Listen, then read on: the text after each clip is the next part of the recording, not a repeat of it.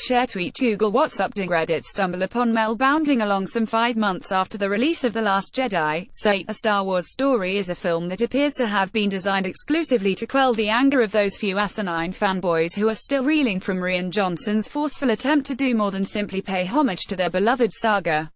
Adopting the spirit of a plucky underdog, Solo is a scrappy, sweet-natured entry into the franchise, but one that never feels entirely sure of itself.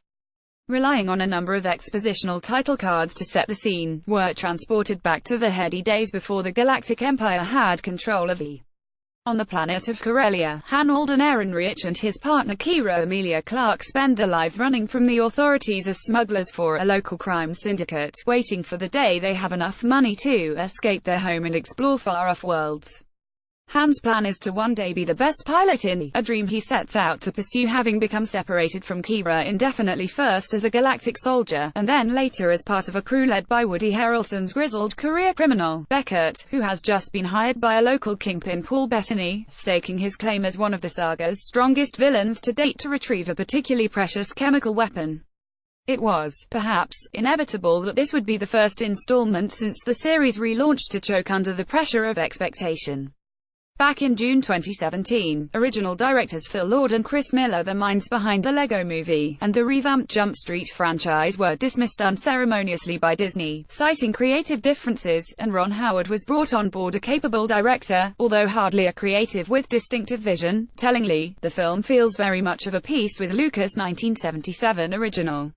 Having had to reshoot up to 80% of the footage, it clearly belongs to Howard, although there are still echoes of Lord Miller's work. Ehrenreich is certainly fine in the titular role, once he allows himself to relax, that is, his stiffness in the early scenes eventually laying away to a cocky swagger that's infectiously charming. But it's the supporting cast who garner the greater influence, most notably Donald Glover, who plays Han's smooth-talking rival Lando with a rhythmic energy, and Phoebe Waller-Bridge, who injects some affable moments of levity into the mix as Lando's free-thinking droid counterpart, L3.